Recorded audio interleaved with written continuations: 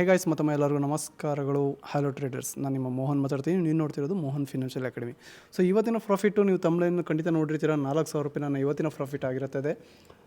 ಇಲ್ಲಿ ಏನಪ್ಪ ವಿಷಯ ಅಂದರೆ, ಇವತ್ತು ನಾನು ನಿಮಗೆ ತುಂಬ ಸಿಂಪಲಾಗಿ ಹೇಳ್ಕೊಡ್ತೀನಿ. ಟ್ರೇಡಿಂಗ್ ಅಂದರೆ ಗ್ಯಾಮ್ಲಿಂಗು ಅಥವಾ ಬೇರೇನೋ ಜೂಜಾಟ ಈ ಥರ ಅಂದ್ಕೊಂಡಿರೋರಿಗೆ ನಾವು ಅರ್ಥ ಮಾಡ್ಸೋಕ್ಕೆ ದೇವರಣೆಗಾಗಲ್ಲ.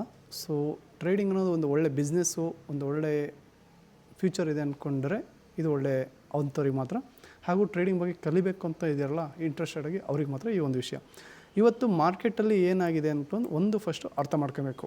ಓಕೆ, ಎರಡನೇ ವಿಷಯ ಏನಪ್ಪ ಅಂದರೆ, ನಾನು ಡೈಲಿ ಪ್ರಾಫಿಟ್ನ ನಾನು ಇನ್ಸ್ಟಾಗ್ರಾಮಲ್ಲಿ ಪೋಸ್ಟ್ ಮಾಡ್ತಾಯಿರ್ತೀನಿ. ನಾನು P&L ಸಹ ತೋರಿಸ್ತಾ ಇರ್ತೀನಿ. ಇವತ್ತು ನಾನು 2,000 ಮಾಡಿದೆ ಅಥವಾ 3,000 ಮಾಡಿದೆ, ನನ್ನ ಪ್ರಾಫಿಟ್ ಎಷ್ಟಿದೆಯೋ ಅಷ್ಟನ್ನು ನಿಮಗೆ ನಾನು ಪ್ರೂಫ್ ಸಮೇತ ನಿಮಗೆ ಹಾಕ್ತಾಯಿರ್ತೀನಿ.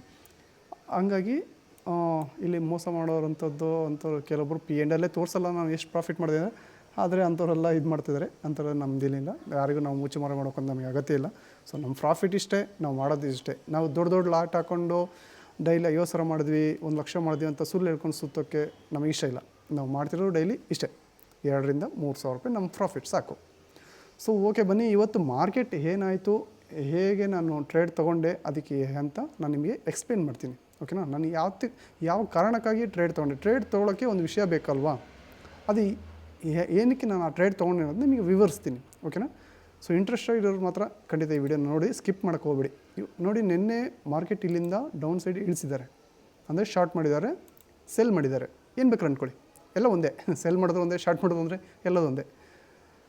ಇಲ್ಲಿಂದ ಇಳಿಸಿದವರು, ಓಕೆನಾ, ಮಾರ್ಕೆಟ್ ಇಲ್ಲಿಂದ ಶಾರ್ಟ್ ಮಾಡಿದ್ದಾರೆ. ಸೊ ಡೌನ್ ಸೈಡ್ ಬಂದಿದೆ. ಇಲ್ಲಿಂದ ಬಂದ ತಕ್ಷಣ ಈ ಟ್ರೆಂಡ್ ಲೈನ್ನ ಒಂದು ಇಲ್ಲಿ ಹಾಕಿದ್ದೀನಿ. ಓಕೆನಾ? ಟ್ರೆಂಡ್ ಲೈನ್ ಏನಕ್ಕಪ್ಪ ಅಂದರೆ, ನಾವೀಗ ಒಂದು ಲೈನ್ ನಿಂತ ಇದೆ, ಒಂದು ಲೈನ್ ಕರೆಕ್ಟಾಗಿ ಹೋಗುತ್ತೆ. ಆ ಟ್ರೆಂಡ್ ಲೈನ್ ಮೂಲಕನೇ ಎಲ್ಲದೂ ರಿಯಾಕ್ಟ್ ಆಗೋದು. ಇಲ್ಲಿ ನೋಡಿ, ನಿನ್ನೆ ಮಧ್ಯಾಹ್ನ 12 ಗಂಟೆ ಇಲ್ಲಿಂದ ಶಾರ್ಟ್ ಮಾಡಿದವರು ಇಲ್ಲಿಂದ ತನಕ ಬಂದಿದ್ದಾರೆ. ನಿನ್ನೆ ಸಂಜೆ ಆಗ್ತಾ 3 ಗಂಟೆ ಕ್ಯಾಂಡಲ್ಲು ಈ ಟ್ರೆಂಡ್ ಲೈನ್ನ ಬ್ರೇಕ್ ಮಾಡಿ ಮೇಲ್ಗಡೆ ಒಂದು ಕ್ಯಾಂಡಲ್ನ ಫಾರ್ಮೇಟ್ ಮಾಡಿದೆ. Bullish candle, the strong bullish candle ಒಂದು ಈ ಟ್ರೆಂಡ್ ಲೈನ್ ಮೇಲೆ ಮಾಡಿದೆ. ಅದ್ರ ನೆಕ್ಸ್ಟ್ ಕಡೆ ಆಲ್ರೆಡಿ 3 ಗಂಟೆ ಆಯಿತು, ಇನ್ನೇನು ಒಂದು 20 ನಿಮಿಷ ಟೈಮ್ ಇತ್ತು, ಅಲ್ಲಿ 2 ರೆಡ್ ಕ್ಯಾಂಡಲ್ ಹಾಕಿ ಮಾರ್ಕೆಟ್ನ ಕ್ಲೋಸ್ ಮಾಡಿದ್ರು. ಇವತ್ತು ಕರೆಕ್ಟಾಗಿ ಆ ನಿನ್ನೆನೇ ಒಂದು ಕ್ಲೂ ಕೊಟ್ಟಿದ್ದಾನೆ ನಮಗೆ ಮಾರ್ಕೆಟಲ್ಲಿ, ನಾನು ನಾಳೆ ಮೇಲ್ಗಡೆನೇ ಹೋಗ್ತೀನಿ, ಕೆಳಗಡೆ ಬರಲ್ಲ ಅಂತೇಳಿ ನಿನ್ನೆನೇ ಒಂದು ಕ್ಲೂ ಕೊಟ್ಟಿದ್ದಾನೆ. ನಿನ್ನೆ ಆಲ್ರೆಡಿ ಆ ಇದ್ರ ಕಡೆ ಎಲ್ಲ ಇಸ್ಕೊಂಡಿಟ್ಟವರು ಒಳ್ಳೆ ಬೆಳಗ್ಗೆನೇ ದುಡ್ಡು ಮಾಡಿರ್ತಾರೆ. ಸೊ ನಾವು ಯಾವತ್ತೂ ಬಿಫೋರ್ ಮಾರ್ಕೆಟ್ನ ಹೋಲ್ಡ್ ಮಾಡಲ್ಲ, ಆ ತಪ್ಪುಗಳನ್ನ ಯಾವತ್ತೂ ಮಾಡೋಕ್ಕೂ ಹೋಗಲ್ಲ. ಹಾಗೂ ನನ್ನ ಚಾನಲಲ್ಲಿ ಕಾಲ್ ಆ್ಯಂಡ್ ಬೈ ಯಾವುದೇ ಥರ ಟಿಪ್ಸ್ಗಳನ್ನ ನಾನು ಕೊಡೋಕ್ಕೆ ಹೋಗಲ್ಲ. ಇದು ಏನಿದ್ರು ಜಸ್ಟ್ ಎಜುಕೇಷ್ನಲ್ ಪರ್ಪಸ್ ಅಷ್ಟೇ. ಓಕೆನಾ? ಕಲೀಲಿಕ್ಕೆ ಮಾತ್ರ. ಫಸ್ಟ್ ಕಲ್ತ್ಕೊಳ್ಳಿ, ಆಮೇಲೆ ನೀವು ದುಡಿಯಂತೆ. ನಾನು ನಿನ್ನೆ ಮಾಡಿದ ಪ್ರಾಫಿಟ್ ಬಗ್ಗೆ ಒಂದು ಎಕ್ಸ್ಪ್ಲೇನ್ ಮಾಡಿದ್ದೆ. ವಿಡಿಯೋ ನೋಡಿದಿರೋರು ಇನ್ಸ್ಟಾಗ್ರಾಮಲ್ಲಿದೆ, ಹೋಗಿ ನೋಡ್ಕೊಳ್ಳಿ. ಸೊ ನಿನ್ನೆ ಹೇಳಿದ್ದೆ, ಟ್ರೆಂಡ್ ಲೈನ್ ಹಿಂಗಿದೆ ಅಂದರೆ ಇಲ್ಲಿಂದ ಮಾರ್ಕೆಟ್ ಮೇಲೆ ಎತ್ತಿದ್ದಾರೆ. ಸೊ ಇವ್ರನ್ನ ಸ್ಟಾಪ್ ಲಾಟ್ ಹಂಟ್ ಮಾಡೋಕ್ಕೆ ಇಲ್ಲಿ ಬಂದಿದ್ದಾರೆ ಅಂತ ನಾನು ನಿನ್ನೆ ಹೇಳಿದೆ ಅಲ್ವಾ. ಇಲ್ಲಿರೋ ಸ್ಟಾಪ್ ಲಾಸ್ನ ಇವರು ಇಲ್ಲಿ ಬ್ರೇಕ್ ಮಾಡಿ ತೆಗೆದ್ರು. ನಿನ್ನೆ ಹಂಟ್ ಮಾಡಿದ್ರಲ್ವಾ ಮಾರ್ನಿಂಗ್ ಕ್ಯಾಂಡಲಲ್ಲೇ, ಇಲ್ಲಿ ನೋಡಿ ಇಲ್ಲಿ.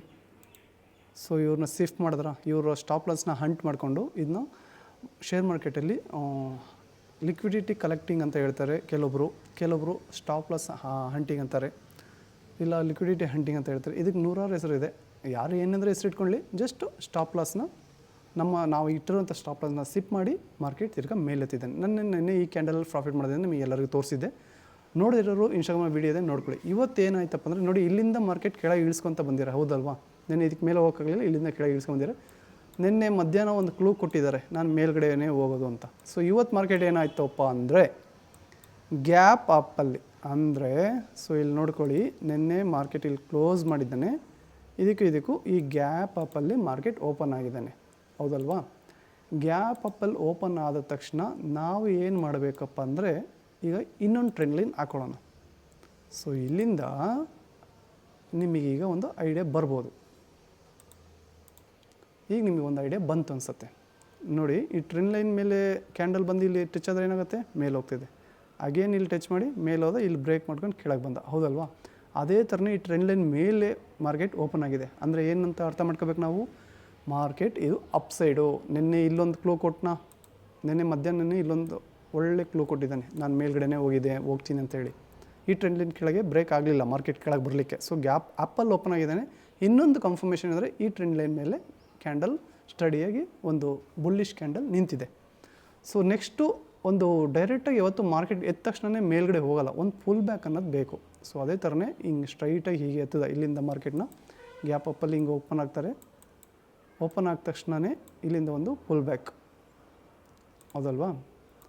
ಇಲ್ಲಿಂದ ಒಂದು ಡೌನ್ ಸೈಡ್ ಕೊಟ್ಟ ನಾನೇನು ಮಾಡಿದೆ, ಇಲ್ಲಿ ಎಂಟ್ರಿನ ತಗೊಳ್ತೀನಿ. ಇಲ್ಲಿ ಯಾಕೆ ತಗೊಂಡೆ ಅನ್ನೋದೊಂದು ಕಾರಣ ಬೇಕಲ್ವಾ, ಹೌದಲ್ವಾ?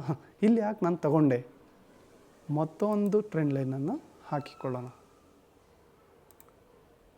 ಈಗ ನಿಮಗೆ ಇನ್ನೂ ಕ್ಲಿಯರಾಗಿ ಸಿಂಪಲಾಗಿ ಅರ್ಥ ಆಗ್ಬೋದು ಅಂತ ಅಂದ್ಕೊಂಡಿದ್ದೀನಿ. ಸೊ ಇಲ್ಲಿ ನೋಡಿ, ನಿನ್ನೆ ಮಾರ್ಕೆಟ್ ಇಲ್ಲಿಂದ ಹಿಂಗೆ ಇಳಿಸ್ತಾ ಬಂದ, ಹೌದಲ್ವಾ? ಇಲ್ಲಿಗೆ ಸೇರಿಸ್ಕೊಳ್ಳಿ, ಇನ್ನೂ ಕ್ಲಿಯರ್ ಆಗುತ್ತೆ. ಇಲ್ಲಿ ನೋಡ್ಕೊಳ್ಳಿ, ಇಲ್ಲೊಂದು ಮಾರ್ಕ್ ಮಾಡಿದ್ದೀನಿ. ಸೊ ಮಾರ್ಕೆಟ್ ಇದ್ರ ಕೆಳಗೆ ಬಂದಿದೆ. ಇಲ್ಲಿ ಟ್ರೆಂಡ್ ಲೈನ್ ಟಚ್ ಮಾಡಿ ಕೆಳಗೆ ಬಂದಿದೆ. ಹಾಗೇನು ಟಚ್ ಮಾಡ್ದ, ಫುಲ್ ಕೆಳಗೆ ಇಳಿದ. ಈಗ ಇಲ್ಲಿ ಏನು ಮಾಡಿದ್ನಪ್ಪ, ಇಲ್ಲಿ ನಮಗೆ ರಿಜೆಕ್ಷನ್ ಅಂದರೆ ಸೆಲ್ಲರ್ಸ್ ಜಾಸ್ತಿ ಇದ್ದರು. ಸೊ ಇಲ್ಲಿ ಮಾರ್ಕೆಟ್ ಇಲ್ಲಿ ಹೊಡೆದು ಮೇಲೆ ಹತ್ತುವಾಗ ಇಲ್ಲಿ ಏನು ಮಾಡ್ತಾರೆ, ಬೈಯರ್ಸ್ ಎಂಟ್ರಿ ಕೊಡ್ತಾರೆ. ಇಲ್ಲಿ ರಿಜೆಕ್ಷನ್ ಆಗಿ ನಮಗೆ ಕೊಟ್ಟಿದ್ದ ಒಂದು ಟ್ರೆಂಡ್ ಲೈನು ಇಲ್ಲಿ ಸಪೋರ್ಟಾಗಿ ಕನ್ವರ್ಟ್ ಆಗುತ್ತೆ. ಇದು ಎಲ್ಲಿ ರಿಜೆಕ್ಷನ್ ಇರುತ್ತೋ ಅಲ್ಲೇ ನೆಕ್ಸ್ಟು ಅಪ್ಸೈಡ್ ಹೋಗುವಾಗ ಅದು ಸಪೋರ್ಟಾಗಿ ಕನ್ವರ್ಟ್ ಆಗುತ್ತೆ. ಇದನ್ನು ನೀವು ತುಂಬ ಕ್ಲೀನಾಗಿ ಅರ್ಥ ಮಾಡ್ಕೋಬೇಕು. ಯಾಕಂದ್ರೆ ರಿಜೆಕ್ಷನ್ ಯಾವುದು, ಸಪೋರ್ಟ್ ಯಾವುದು ಅಂತ ನಿಮಗೆ ಗೊತ್ತಿದ್ದರೆ ಮಾತ್ರ ನೀವು ಮಾರ್ಕೆಟಲ್ಲೇ ಉಳಿಲಿಕ್ಕೆ ಸಾಧ್ಯ. ಇಲ್ಲಾಂದರೆ ಕಳೆದೋಗ್ಬಿಡ್ತೀರಾ ಮೀನ್ಸ್ ನಿಮ್ಮ ಕ್ಯಾಪಿಟಲ್ ಎಲ್ಲ ಖಾಲಿಯಾಗಿ ಹೋಗುತ್ತೆ. ಕೊನೆಗೆ ನೀವು ಎಲ್ಲ ಕಳ್ಕೊಂಡು ಝೀರೋ ಆಗಿಬಿಡ್ತೀರ. ಸೊ ಎಲ್ಲದನ್ನ ತಿಳಿದು ಕಲಿತು ಮಾಡೋದು ಭಾರಿ ಉತ್ತಮ. ನನ್ನ ಪ್ರಾಫಿಟ್ ಎಲ್ಲ ಆಗಿರ್ಬೋದು ಅಂತ ಅಂದ್ಕೊಳ್ತೀರಾ. ನನ್ನ ನೋಡಿ, ಇದು ಯಾವುದಪ್ಪ, ಇದು ಈ 2 ಕ್ಯಾಂಡಲಲ್ಲೇ ನನ್ನ ಪ್ರಾಫಿಟ್ ಮುಗಿದು ಹೋಯಿತು. ಏನಂತೀರ ಸರ್, ಇದು ಇಷ್ಟೇನಾ ಅಂದರೆ ಜಸ್ಟ್ ನಂದು ಈ 2 ಕ್ಯಾಂಡಲಲ್ಲೇ ಮುಗಿದೋಯ್ತು. ಮಾರ್ಕೆಟ್ ಇಲ್ಲಿ ತನಕ ಹೋಗಿದೆ, ನೀವು ಯಾಕೆ ಹೋಲ್ಡ್ ಮಾಡಲಿಲ್ಲ? ಸೊ ನನಗೆ ಪ್ರತಿಯೊಂದು ವೀಡಿಯೋದಲ್ಲೂ ನಾನು ಹೇಳ್ತಾ ಇರ್ತೀನಿ, ಇಡೀ ಮಾರ್ಕೆಟ್ನ ನಾವು ಹೋಲ್ಡ್ ಮಾಡೋಕ್ಕೆ ಹೋಗಬಾರದು. ನಾನು ಇಲ್ಲಿಂದ ಕ್ಯಾಪ್ಚರ್ ಮಾಡಿಕೊಂಡು ಹಿಂಗೆ ಅಷ್ಟು ಮಾರ್ಕೆಟ್ನ ತೊಗೊಳ್ತೀನಿ ಅಂದರೆ ಇದು ತಪ್ಪು. ನಮಗೆ ಬೇಕಾಗಿರೋದೆಷ್ಟು, ಇವತ್ತಿನ ಪೇಮೆಂಟ್ ಅಥವಾ ಕೂಲಿ, ಓಕೆನಾ?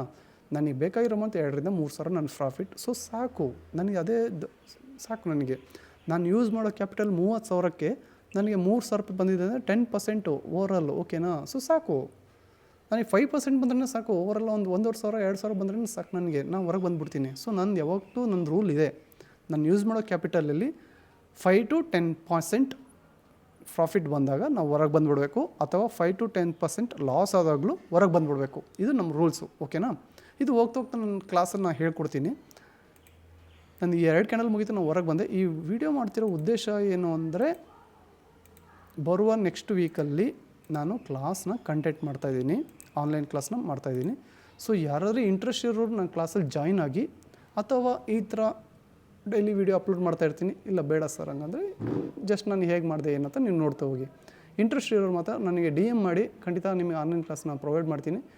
ತುಂಬ ದೊಡ್ಡ ಫೀಸೆಲ್ಲ ಏನಿರಲ್ಲ, ಸಣ್ಣ ಫೀಸೇ. ನಿಮಗೆ ತುಂಬ ಸಿಂಪಲ್ಲಾಗಿ ಹೇಳ್ತೀನಿ, ಮಾರ್ಕೆಟ್ ಹೇಗೆ ವರ್ಕ್ ಆಗುತ್ತೆ, ಏನು ಮಾಡಬೇಕು ಅನ್ನೋದು ನಿಮಗೆ ಹೇಳ್ಕೊಡ್ತಾ ಹೋಗ್ತೀನಿ. ಈ ವಿಡಿಯೋ ಅರ್ಥ ಆಗಿದೆ ಅಂತ ನಾನು ಅಂದ್ಕೊಂಡಿದ್ದೀನಿ. ತುಂಬ ಈಸಿಯಾಗಿ ಹೇಳಿದ್ದೀನಿ ಅಂದ್ಕೊಂಡಿದ್ದೀನಿ. ಇಲ್ಲಾಂದರೆ ಕಮೆಂಟಲ್ಲಿ ಮಾಡಿ. ಇನ್ನೂ ನನಗೆ ಅರ್ಥ ಆಗಲಿಲ್ಲ ಅಂದರೆ ಇನ್ನೂ ಸ್ವಲ್ಪ ಸುಲಭವಾಗಿ ಹೇಳೋಕ್ಕೆ ನಾನು ಟ್ರೈ ಮಾಡ್ತೀನಿ, ಸರಿನಾ? ಹಾಗೂ ಹೇಳೋದನ್ನ ಮರೆತೆ, ನನ್ನ ಪೇಜ್ನ ಫಾಲೋ ಮಾಡೋದನ್ನ ಮರಿಬೇಡಿ.